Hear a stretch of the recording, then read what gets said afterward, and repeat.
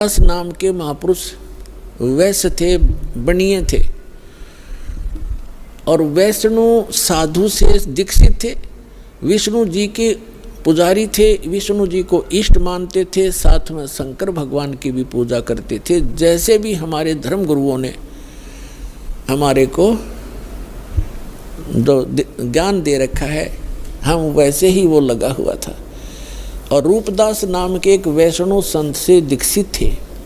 अब उस रूपदास जी ने जैसा भी उस प्यारी आत्मा को गाइड किया, वो उसी तरह समर्पित था।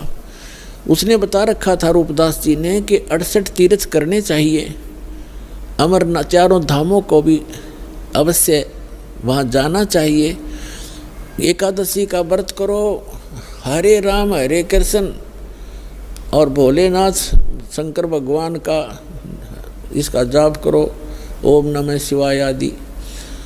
तो ये मंत्र जाप करता था। और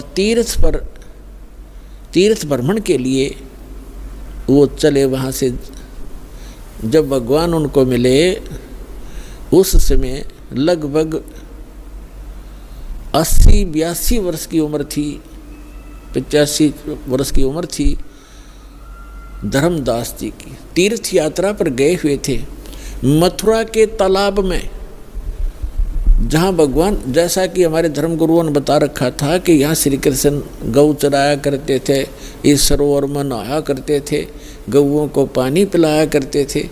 तो उस श्रद्धा से सभी वहाँ उस तीर्थ पर जाते हैं और फिर गिरिराज के चक्कर लगाते हैं।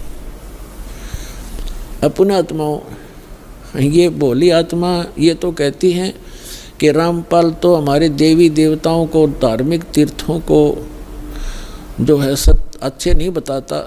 अब विचार करो, जिस गिरिराज यानी गोवर्धन पर्वत की आप महिमा गाते सुनाते हो, उसकी लीला क्या है।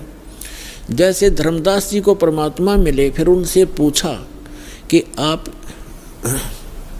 ये लंबी वार्ता है, समय थोड़ा है, लेकिन आज जो दास बताना चाहता है कि तीर्थों पर और इन ऐसे यादगार स्थानों पर जाने से जीव का मोक्ष नहीं और केवल पाप ही होते हैं, पुण्य नहीं।